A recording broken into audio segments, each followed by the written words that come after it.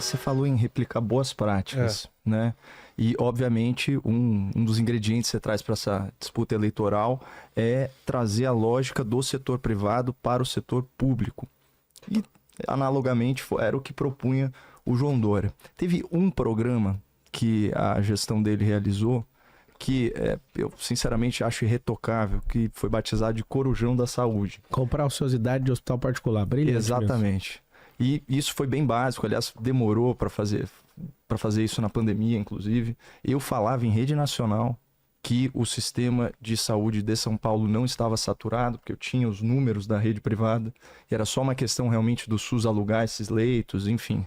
Mas a gente tinha toda uma questão política, né, de imposição do lockdown, que depois se mostrou, né, uma política pública equivocada, inclusive em resultados sanitários, mas isso é papo para um outro podcast.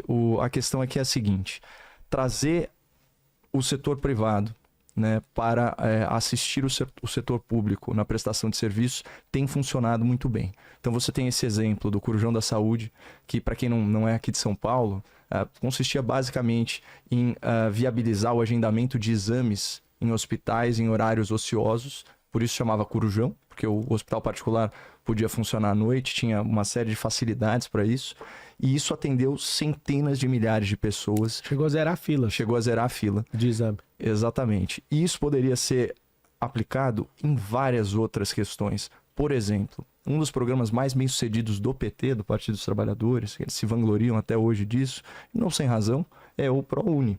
E consistiu o quê? O Estado paga bolsas de ensino em instituições particulares.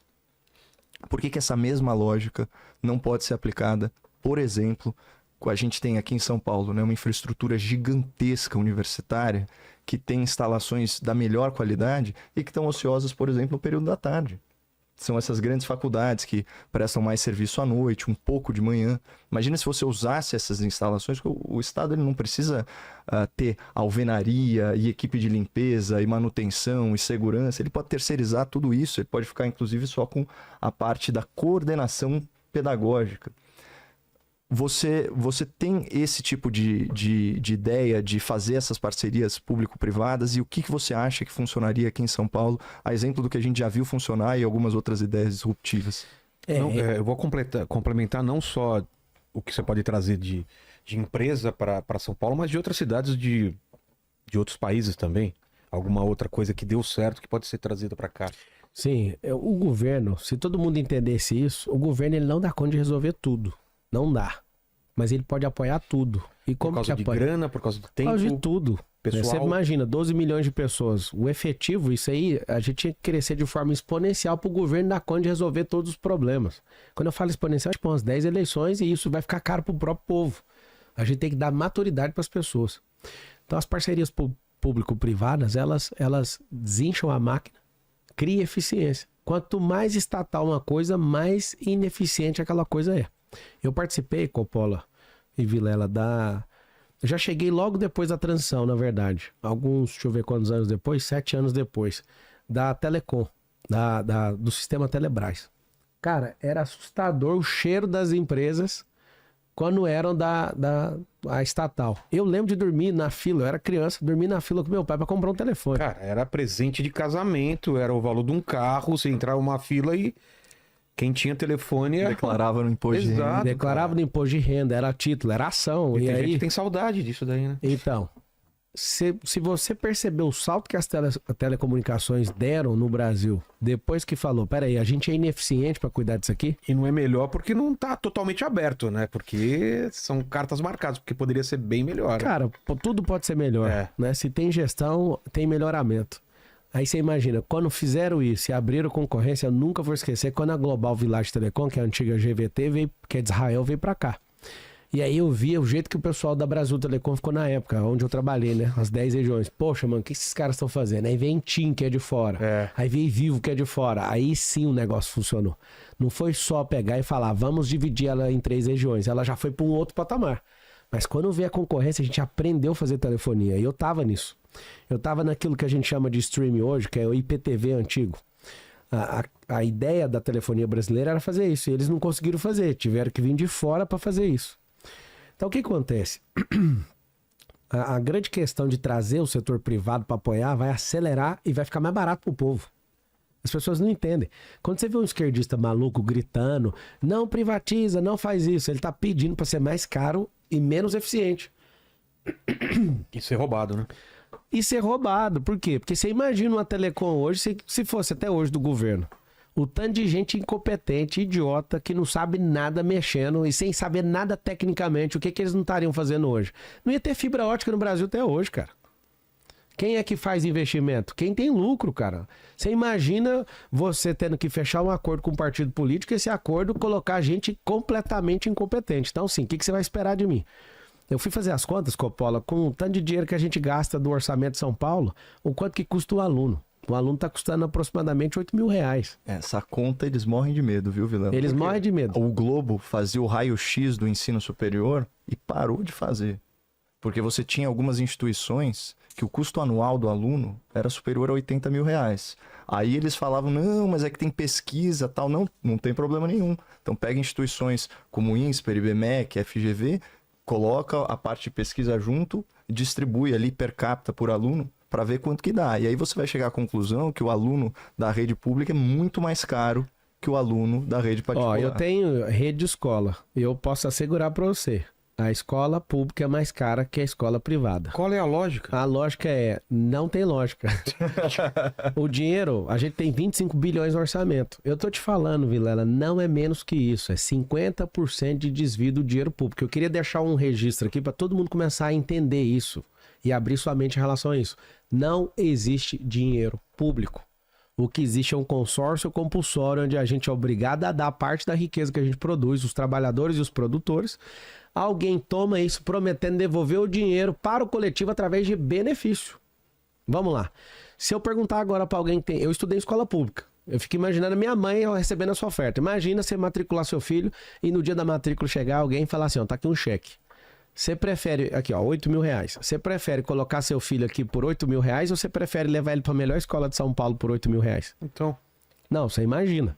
Se a gente pegasse o dinheiro que a gente investe na educação e desse pro setor privado, aí agora os esquerdistas piram. Aí vai sair na Folha de São Paulo amanhã. Marçal promete privatizar. Não. Eu quero tirar esse tanto de ladrão, tirar esse tanto de ineficiência, não escolarizar mais o nosso povo. Esse método de 100 anos atrás é coisa das... escolarizar? Escolarizar é o seguinte, você investe R$500 bilhão por ano, tanto juntando o dinheiro todo, tá? Dos municípios, estado e federal.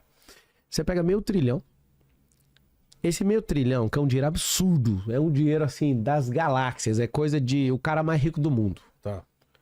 Aí você paga pra ocupar a cabeça de alguém ensinando coisa que não vai usar. Quando chega no ensino médio, 90% das pessoas não sabem fazer matemática básica. Básico. Não sabem interpretar texto, não sabem nada com nada.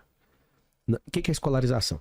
A escolarização do passado era pegar alguém virgem em relação a meios de produção e como trabalhar e fazer o básico e falar assim, ó, você tem que fazer o básico para você ser um profissional da indústria. Isso é no passado. A disrupção já tá tirando roda de carro, o carro tá voando, as coisas, a gente tá indo pra lua, tá todo mundo indo pra lá. Inteligência artificial, algoritmo e os cambal. O que tá acontecendo? A gente até hoje tem uma sala sentada em série, o quadro tem que riscar o giz na lousa, é a única coisa que a gente não investiu até hoje. E é o que mantém a mente das pessoas aprisionadas. A escolarização é uma base, na verdade é um teto, né? Você coloca um teto e um limite pra pessoa chegar. Por exemplo, por que na escola hoje, esse R$500 bilhão que a gente gasta com todos os municípios e tudo, o dinheiro de todo o país, por que a gente não investe para as pessoas aprenderem a empreender como solução? Porque eu estaria deixando a pessoa ser um teto. Eu tenho que colocar um limite. O limite é tipo ser um militante mesmo. Você vê uma faculdade aqui, que eu não vou falar o nome para não arrumar confusão, tem 86 bilhões. Ela é federal, né? Tem uma faculdade aqui de 86 bilhões de reais aqui em São Paulo. E eu fico pensando, cadê os pensadores? A gente gasta esse tanto de dinheiro para formar um monte de militantes. Tem bons profissionais que dão conta de superar aquilo ali. Claro, a gente não é bobo. Mas cadê o povo que pensa? Aqui, ó. A educação, eu uso ela como piso para mostrar para a pessoa, você pode prosperar e você não tem limite de prosperidade, você vai crescer. E a escolarização coloca um teto. A pessoa meio que fica idiotizada. Vou te dar um exemplo. Quando eu estudei na escola pública, eu idolatrava um cara chamado Karl Marx. Eu era um menino pobre, eu vi aquela filosofia, falei, mano, Karl Marx tá certo, o pai dele tá errado, isso mesmo. É isso aí. Eu acho que a gente tem que brigar pros proletariados ter que ficar com a maior parte do lucro e não empreendedor, é isso mesmo. Aí eu aprendi os princípios tudo, eu falei, poxa, mano, comecei a estudar mais, amei estudar filosofia, aquilo impregnou no meu coração, só que quando eu comecei a prosperar, eu falei, mas esse papo é de maluco. Ao invés de eu querer tomar o que o cara construiu, eu também tenho que aprender a construir do jeito que ele construiu. Comecei a repudiar. Fui sair candidato a presidente e fui lá na minha escola, lá em Aparecida de Goiânia. Cheguei lá na escola, eu falei, eu quero entrar na escola. Pode, pode. Entrei na escola, eu fiquei louco. As salas são temáticas. E antigamente eu só via a figura daquela ser inóspito do Karl Marx, aquele gigolô, que não tem nem talento próprio, nem o Manifesto Comunista ele escreveu, quem escreveu foi Engels. Um cara desonroso com o próprio pai. Um cara que desonrou a própria casa, a própria esposa, que era um gigolô, nem trabalhar aquele cara trabalhava. Sabe onde que ele tá? Ele tá pregado nas paredes, na sala de aula de filosofia. Eu, cara, como é que vocês dão aula com uma merda dessa pregada na parede? Não, é porque é temático. Aí eu fico pensando, o que vem na próxima geração? Porque eu só vi aquele barba fedida no livro. E quando o professor chegava. Agora, a sala temática de filosofia tá ali impregnando um cara, um bosta daquele, sabe? Um cara que não serve pra nada, nem figura como pai, nem como filho, nem como nada. Não produziu absolutamente nada de relevante pro povo, a não ser começar uma merda que matou pelo menos 200 milhões de pessoas na Terra. Aí o que aconteceu? Eu comecei a perceber o impacto que essa escolarização pode fazer. Por quê? Porque eu acreditava que os Estados Unidos era imperialista e todo mundo na escola pública, você aprende que os Estados Unidos é tipo assim, sucateia a gente. Cara, quem sucateia a gente é a nossa mentalidade. Nos Estados Unidos, eu chego lá com o meu carro, na minha casa lá em Orlando, eu encosto, o cara olha pro carro, nice car, good job, né? Carro legal, bom trabalho. Aqui no Brasil, eu comecei a prosperar, tá roubando onde? Tá fazendo o quê? É uma mentalidade de miséria, de fazer com que as coisas não dê certo. Aqui todo mundo é contra a prosperidade e o ladrão você põe para presidente. É um negócio assim, eu não consigo entender a loucura da cabeça dessas pessoas. Então, nessa linha, eu vejo o seguinte. O empreendedorismo liberta. A educação, você imagina você ensinar. Inteligência emocional, vai cair homicídio. Inteligência emocional, o povo vai aprender a ser desapegado. Imagina ensinando isso, a coisa que eu curto, tá? Olhar pro ensino infantil, que é o que o prefeito pode fazer. Cara, eu sou apaixonado nisso. Saber que eu posso salvar as crianças. Todo mundo fica louco com a criminalidade. Como é que você tá cobrando uma coisa que a gente não investiu? A gente poderia ter investido nas crianças. A segurança de hoje, fora de controle, é a educação que a gente não investiu. E escolarização tá provado que não funciona. A gente tá fazendo um monte de gente que não sabe nem interpretar texto e nem fazer conta básica. E ensina básica pra um cara que não sabe fazer conta básica. Ou seja, que tanto de dinheiro jogado no lixo é esse, cara? A gente tem que ensinar as profissões do futuro para essas crianças desde pequeno. A gente tem que dar identidade esportiva. Você imagina a gente investir nesse dinheiro em fazer centros olímpicos. Imagina na quebrada ter um centro olímpico. E essas crianças, a gente tem que contar para elas, né, que não tem vaga de jogador de futebol para todo mundo. Eu tô falando em todas as comunidades, eu falo, galera, é o seguinte, tem que bater real pra vocês. Eu jogo até uma bolinha com eles, falo, vocês querem ser jogador, né? Não tem vaga. É mais fácil vocês estudar para medicina, vai passar mais fácil. Vocês têm que entender que a gente tem que empreender. A galera, não quer não. Então tá, vocês gostam do Neymar? Gosto. Você sabe que ele é o jogador mais rico do mundo hoje porque ele é empreendedor, né? Ele é empreendedor? Ele é empresário. Se ele fosse só jogador, ia ser igual um bando de derrotado, que já foi campeão mundial e não tem nada. Ele é empreendedor. Uma fala dessa, a criança fala assim, Vila, não, eu quero ser empreendedor então. A gente tem que colocar sonho nas pessoas. A gente tem que educar as pessoas a sonhar, porque quem não tem sonho não quer saber do futuro, cara. Então você imagina, por que a esquerda odeia empresa? Porque dá liberdade pra pessoa, cara. E educação financeira. Odeiam educação financeira, combatem esse projeto, porque isso é uma coisa... Isso dá liberdade. Isso dá liberdade. E assim, é muito acessível você acoplar um módulo de educação financeira, por exemplo, no currículo regular de matemática. Isso é fácil, né? Ensinar juros compostos. Eu lembro assim, a minha educação que graças a Deus meus pais me propiciaram, eu tinha um curso técnico de comércio exterior junto com o terceiro colegial. E olha só, isso é um colégio privado, né? Um colégio de elite aqui em São Paulo. E eu tinha juros compostos, né? Na aula de matemática financeira e os meus amigos não. Então não entendiam a lógica, né? De remuneração do capital. Então é exatamente o ponto que o pré-candidato colocou aqui.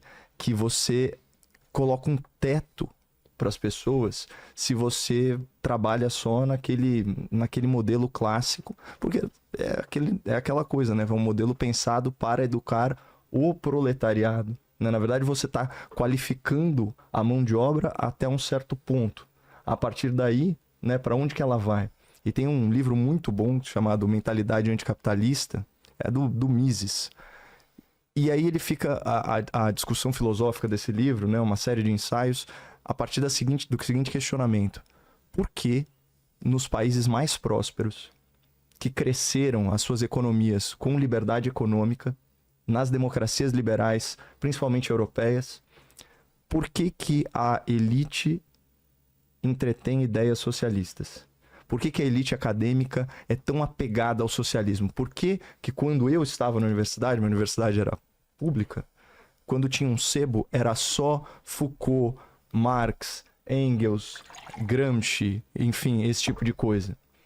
Qual que é a tara dessa turma por quem só pensa a economia como uma relação de opressão, né? De quem detém o capital e de quem remunera a sua força de trabalho? Por que essa visão do mundo, né? Tão limitada, tão presa aí na Revolução Industrial?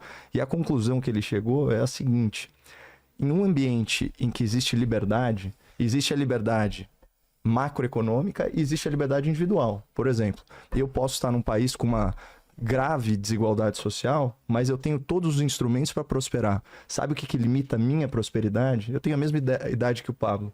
Eu tive muito mais oportunidades que ele. Pelo pouco que eu conheço da biografia dele. Ele está muito à frente em termos patrimoniais, em termos de família. O que vai determinar o teu sucesso, e as pessoas têm que aprender a conviver com isso, é o seu talento e a sua resiliência. Essencialmente é isso, é uma combinação dos dois. E as suas habilidades. A resiliência, ela vai determinar as habilidades que você vai adquirindo, né, ao longo do tempo, para suprimir, às vezes, a sua falta de talento. Então, quando você é senhor da sua vida, fica mais difícil você terceirizar a responsabilidade pelas suas frustrações. Agora, se você acreditar que você vive numa sociedade essencialmente injusta, em que as pessoas que prosperam são opressores, aí você pode ficar confortável, por exemplo, como professor universitário que se acha mais inteligente que todos os alunos, que todos os pais de alunos, mas está frustrado com as suas próprias realizações. Mas ele bota a responsabilidade no sistema socioeconômico.